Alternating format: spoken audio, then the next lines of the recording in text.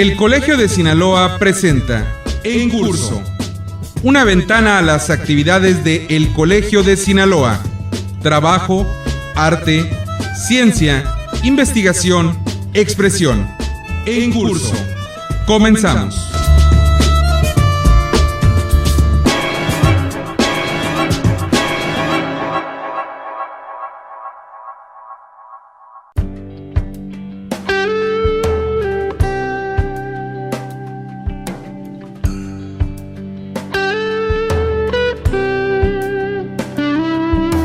El Colegio de Sinaloa coadyuva en la formación continua de estudiantes, profesionistas, académicos y público en general, mediante convenios de colaboración entre las diversas instituciones públicas del estado de Sinaloa, pero de manera específica mediante una oferta propia de cátedras magistrales coordinadas por los miembros del Consejo Colegiado.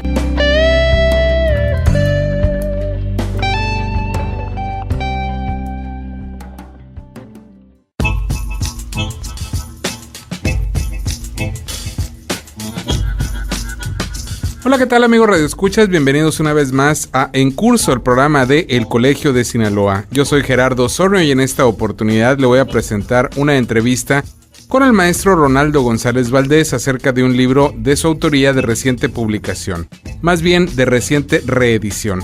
Se llama Izquierda y Universidad, un discurso rampante 1966-1985.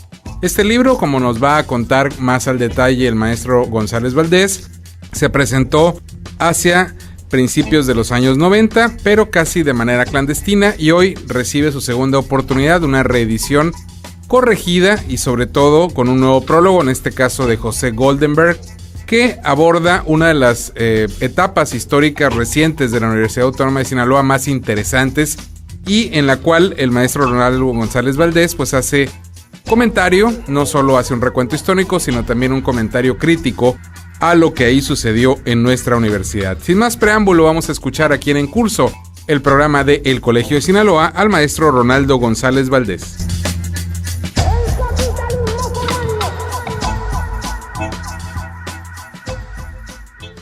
Izquierda y Universidad, un discurso rampante 1966-1985. Yo quisiera que nos platicara un poco, maestro, la historia de cómo surgió hacer este libro, esta obra.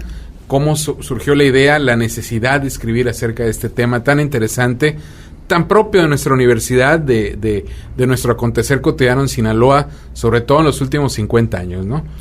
Pues como ocurre con cualquier decisión de escribir, y más particularmente de escribir un libro, cuando tomas esa decisión, en buena medida se trata de una decisión que se toma bajo el influjo de una experiencia de vida, ¿no? Yo fui activista universitario, fui militante de aquella izquierda de los años 70. Conformamos en aquel tiempo una organización, la Coordinadora Estudiantil Sinaloense. Fui militante del Partido Mexicano de los Trabajadores primero, del Movimiento de Acción Popular después y posteriormente del Partido Socialista Unificado de México, es decir, conocí, diría Martí, la izquierda desde sus entrañas, desde dentro, y sobre todo conocí la relación que se estableció, casi diría la relación simbiótica que se estableció durante los años en los que trabajo, que aborda el ensayo de 1966 a 1985 entre la institución de educación superior y las organizaciones políticas de izquierda. Fue mi tesis de maestría. La presenté en 1990.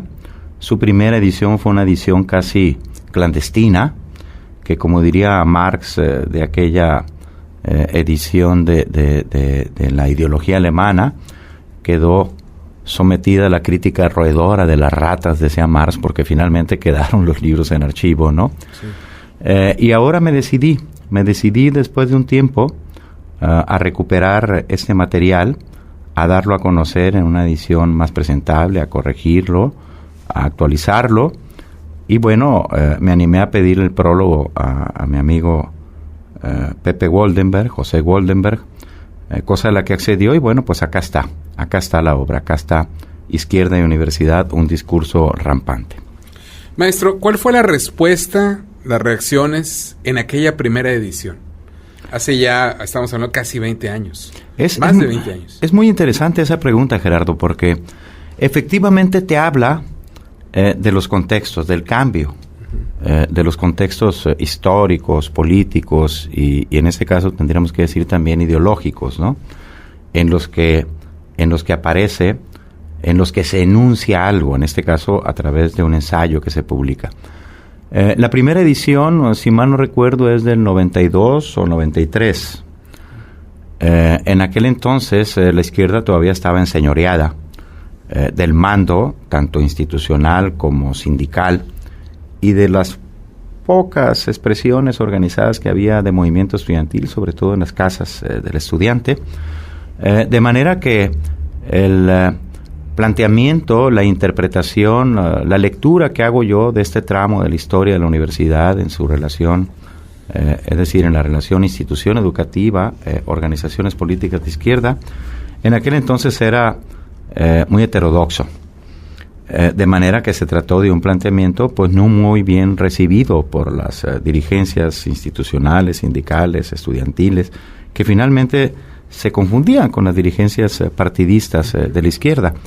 Ahora no, ahora por el contrario, fue un libro, es un libro que en su presentación en Culiacán, dentro de poco lo estaré presentando en Los Mochis y en Mazatlán, y espero alguna invitación para presentarlo en algún otro lugar de la República, pero en su presentación en Culiacán tuvo muy buena recepción, ha tenido muy buenos comentarios en prensa, pronto aparecerá justamente un comentario de José Woldenberg en la revista Nexos acerca del libro. ¿Por qué? Porque, bueno, el tiempo transcurrió, ya corrió agua bajo los puentes y esta toma de distancia permite revisar con más, por así decirlo, frialdad, con más tranquilidad, con menos pasión el saldo de cuentas que ofrezco en este trabajo. La izquierda ya no está en el poder de la universidad, en la universidad, ni en sus organizaciones sindicales, de manera que,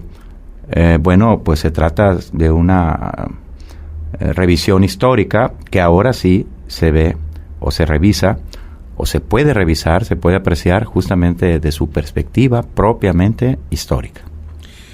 En aquel momento, en aquella primera edición, se tomó más como una crítica que como un recuento histórico de la situación que había vivido la universidad, en ese momento todavía muy reciente, hoy, como usted lo señala, muy a distancia. ¿Fue visto de esa manera? Sí. ¿De alguna forma? Sí, yo creo que sobre todo fue visto de esa manera, ¿no? Y eso habría que subrayarlo porque me parece que el hecho de que la izquierda no tuviera la capacidad para hacer la autocrítica, para revisar autocríticamente su experiencia en las instituciones de educación superior, en este caso en la Universidad Autónoma de Sinaloa, fue justamente lo que a final de cuentas, al final del día, dio al traste con las posibilidades que tenía de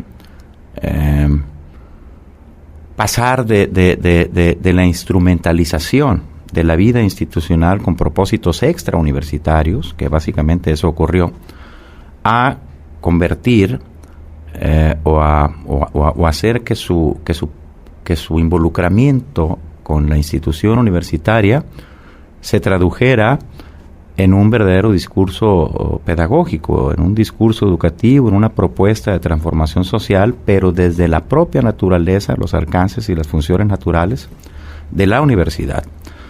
Finalmente la izquierda no tuvo la capacidad de hacer eso porque, para empezar, no tuvo nunca la decisión, nunca realizó el hecho profundo de conciencia que le permitiera ejercer esa autocrítica que yo les estaba proponiendo en aquel texto. Debo decir que este fue el primero de 3 textos que abordaron este periodo.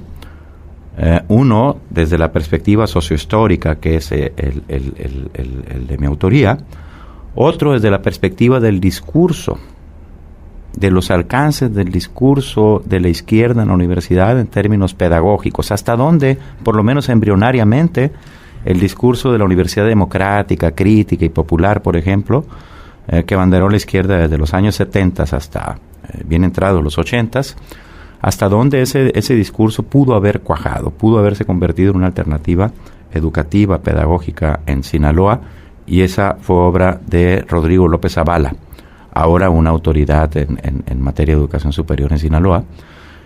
Otro, ya más desde la perspectiva de la historia de las ideas, digamos, qué tan liberal era el discurso de la izquierda universitaria en aquel tiempo, qué tan comunista era, en qué sentido era comunista, en qué sentido pudo haber sido liberal, cómo la vena liberal dejó de explotarse por avanzar en la ruta de la vena comunista, autoritaria del discurso de la izquierda en la universidad, autoría de Rubén Rocha Moya. De manera que fuimos 3 autores que casi consecutivamente, el mío fue el primero, el segundo fue el de Rodrigo López Zavala y el tercero fue el de Rubén Rocha Moya, pero ni siquiera con eso pudimos atraer la suficiente atención con respecto del tema para que se realizara ese necesarísimo en aquel entonces ajuste de cuentas para la izquierda.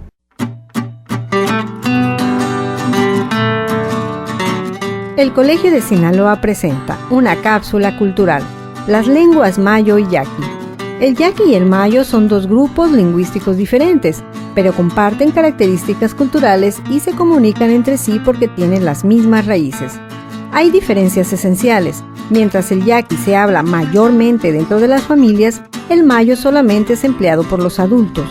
Los niños ya no lo usan para comunicarse, poniendo en riesgo a esta lengua. Los yaquis y mayos han insistido en usar sus lenguas porque la consideran como elemento de identidad y a nivel de su cultura son valoradas positivamente para seguir usándose. El caso de las lenguas mayo y yaqui es muy ilustrativo con relación a los procesos sociales y lingüísticos. Por ello, se pondera su uso dentro de las comunidades indígenas para su arraigo y persistencia.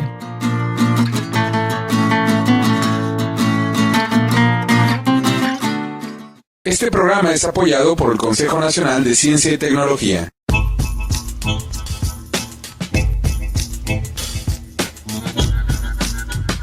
Les recuerdo a quienes nos sintonizan que este es el programa en curso, el programa de El Colegio de Sinaloa, una emisión semanal a nivel estatal que llega a usted a través de diversas radiodifusoras del estado de Sinaloa. Desde hace ya alrededor de 2 décadas, llevando para usted algunas de las actividades de El Colegio de Sinaloa. En esta ocasión estamos escuchando una interesante entrevista con el maestro Ronaldo González Valdés acerca de un libro de reciente reedición y más reciente todavía presentación que se titula Izquierda y Universidad, un discurso rampante 1966-1985, tal como lo ha señalado el maestro González Valdés. Es un libro que se editó hace ya bastante tiempo, alrededor de 25 años, y que hoy recibe una nueva oportunidad para que usted lo pueda leer y conocer al detalle una etapa histórica de la Universidad Autónoma de Sinaloa. En esta ocasión vale la pena comentar que también el libro tiene un nuevo prólogo. En esta nueva edición lo prologa el maestro José Goldenberg, que seguramente usted lo conoce, es figura del mundo político nacional. Sin más, vamos a seguir aquí escuchando en curso el programa del Colegio de Sinaloa al maestro Ronaldo González Valdés.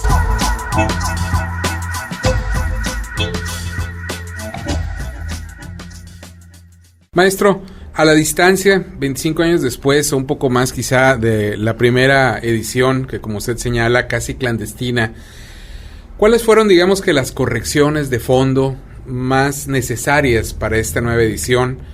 No para corregir quizá el recuento histórico, pero sí las perspectivas de estudio. ¿Cuáles serían, como autor, las que más tuvo que trabajar para que esta edición saliera aún mejor que aquella primera? Bueno, tú lo planteas muy bien, Gerardo. El recuento histórico ahí está. Prácticamente lo dejé exactamente como lo había planteado, porque efectivamente no encuentro gran cosa que corregir. Un primer momento, que es el movimiento de reforma universitaria, que en su discurso planteaba autonomía, política de puertas abiertas en la universidad, actualización de los contenidos de la educación en los programas de estudio, en la estructuración de los planes, de las carreras, de la oferta, de profesional de la universidad para vincularse de manera más positiva y productiva con una sociedad regional que estaba en una situación de cambio declarado, abierto, evidentísimo, en la segunda mitad de los años 60, con el modelo agroexportador en su esplendor, en auge. Pero era un movimiento reformista, un movimiento muy anclado todavía en la realidad regional. El segundo momento tuvo que ver ya propiamente con el involucramiento de las fuerzas de izquierda organizadas, particularmente el Partido Comunista Mexicano y un grupo regional que luego se incorporó al Partido Mexicano de los Trabajadores, que fue el grupo conocido como los Chemones. En esa época lo que dominó la práctica de los actores de izquierda en la universidad, que se volvieron hegemónicos en la conducción del movimiento universitario, fue el discurso antiautoritario. Y en ese tráfago del antiautoritarismo se fue el anclaje regional. Es entonces cuando el discurso universitario se vuelve justamente rampante, como aquel varón de la novela de Calvino, ¿no? Aquel chavo que decidió subirse a los árboles y no bajar ya jamás, se vuelve rampante porque deplora la realidad que vive a ras de tierra, ¿no? Bueno, pues esta izquierda deploró su realidad, su entorno regional, y se subió a la arboleda ideológica para, como el varón rampante de Calvino, no bajar ya nunca más. El discurso antiautoritario, la protesta social condujo al tercer momento, que es el movimiento enfermo, la radicalización de la izquierda universitaria. Ahora no se trataba ni siquiera de utilizar a la izquierda para dar apoyo material a las causas populares, a los movimientos campesinos, etcétera, sino que ahora la izquierda se convertía, literalmente dicho, tal y como lo planteaba la famosa tesis de la Universidad Fábrica, en un ariete de golpeteo anticapitalista. Así lo decía, con esas letras, con esas palabras.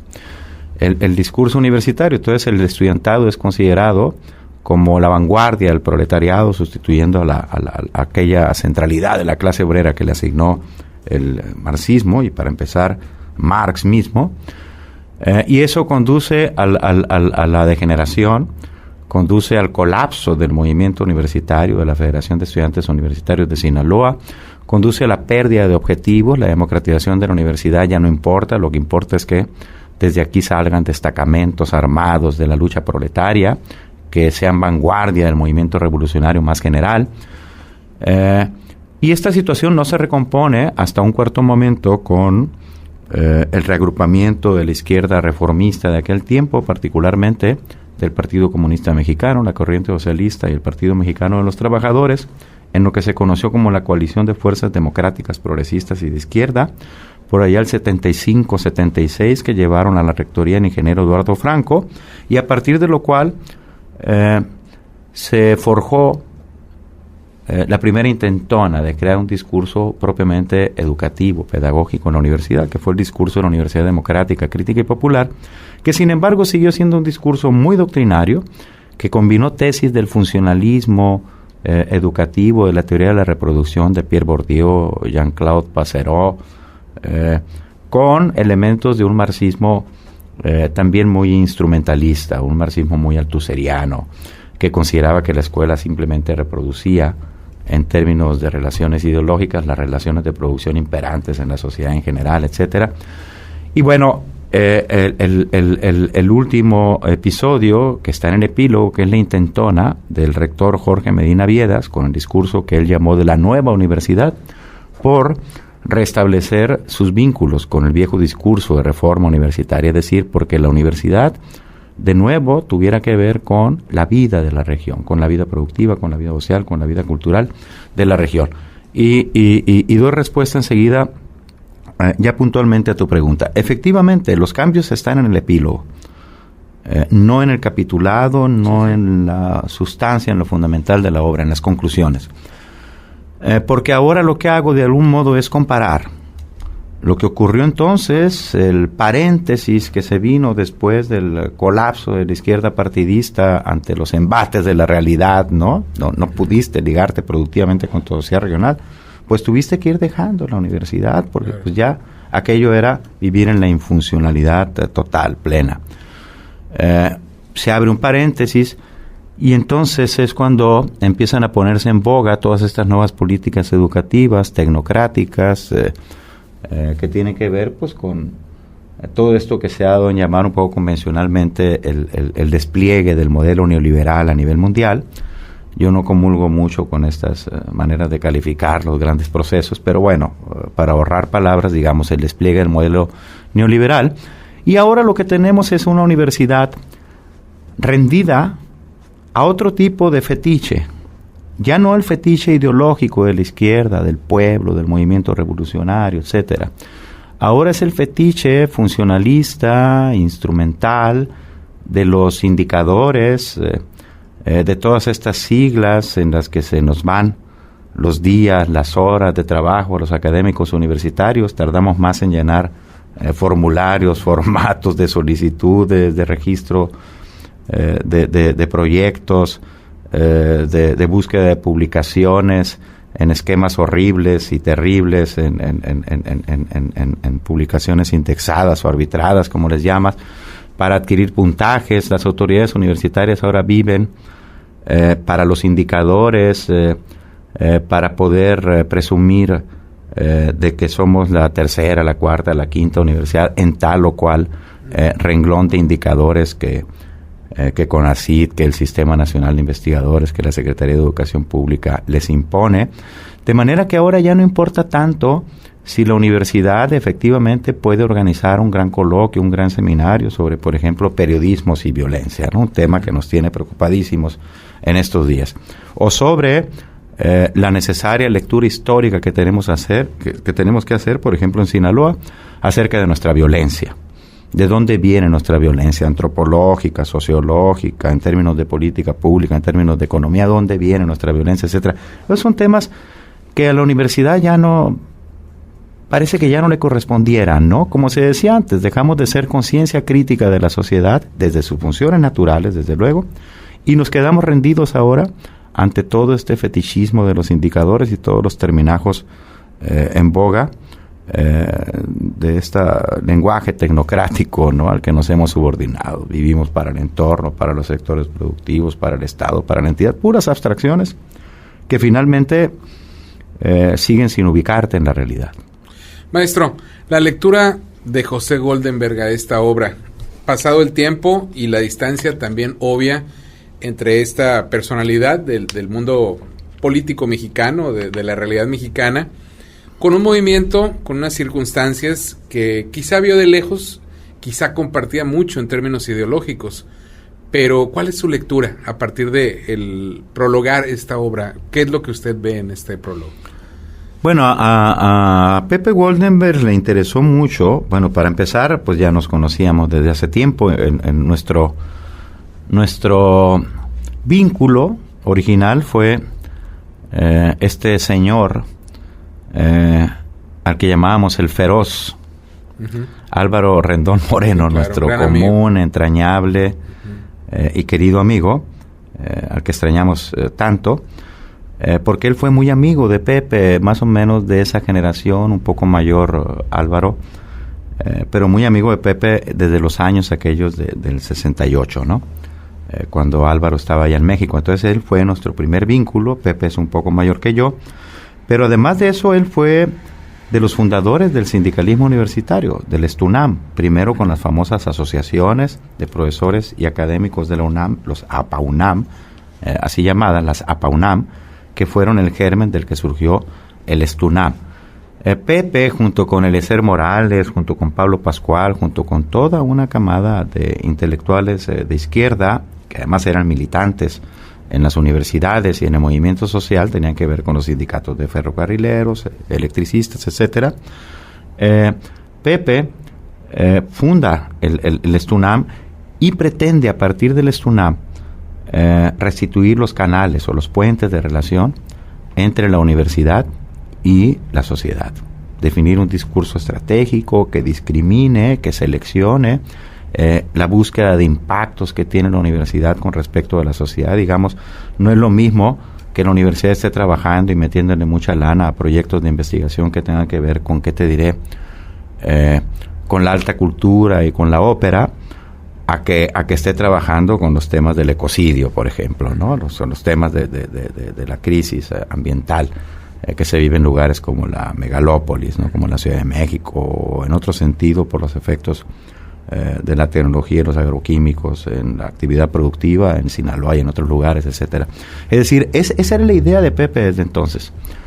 Entonces a él le interesó mucho este planteamiento y lo que yo advierto que él ve por acá es, después de hacer una sinopsis del texto, de plantear algunas diferencias, observaciones, de matizar cosas específicas. Por ejemplo, él me observa que yo en ningún momento hablo de la reforma política que se llevó a cabo con López Portillo, que fraguó Reyes Heroles en aquel tiempo y que le dio a la izquierda institucionalidad. Por fin se le reconoció legalmente como un integrante del sistema político mexicano que podía participar en espacios institucionales, en elecciones, etcétera, lo que fortaleció la presencia de la izquierda en las universidades.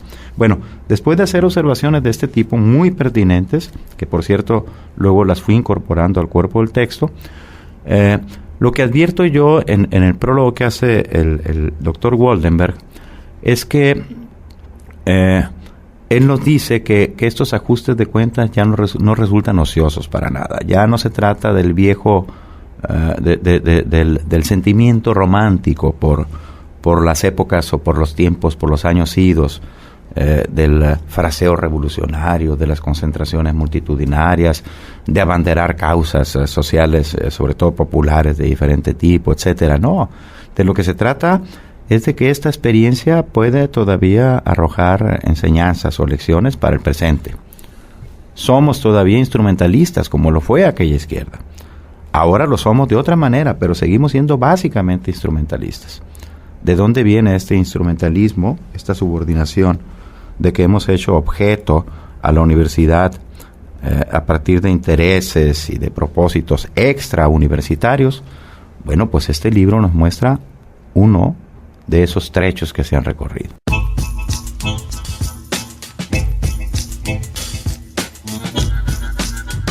Estamos a punto de terminar. Recuerdo a quienes nos han sintonizado que esta fue una entrevista con el maestro Ronaldo González Valdés acerca de la reedición reciente de su libro Izquierda y Universidad, un discurso rampante, 1966-1985, un libro que ya está disponible, que usted puede conseguir en muchos lugares de nuestro estado.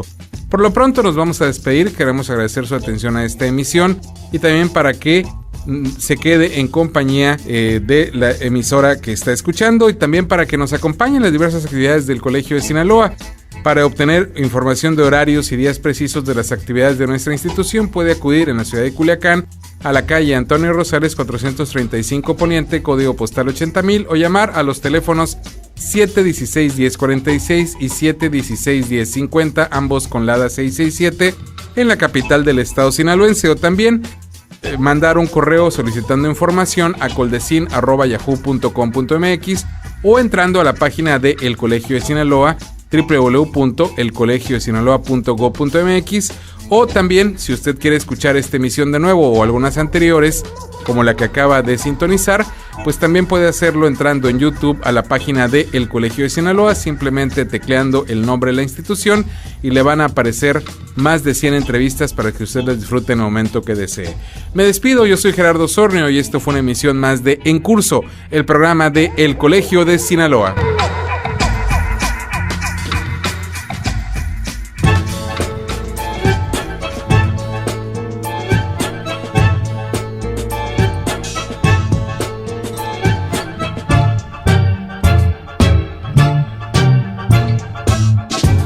Este fue En Curso, una ventana a las actividades de El Colegio de Sinaloa. La próxima semana, usted tiene una cita a la misma hora, en esta misma estación, con En Curso, el programa de El Colegio de Sinaloa.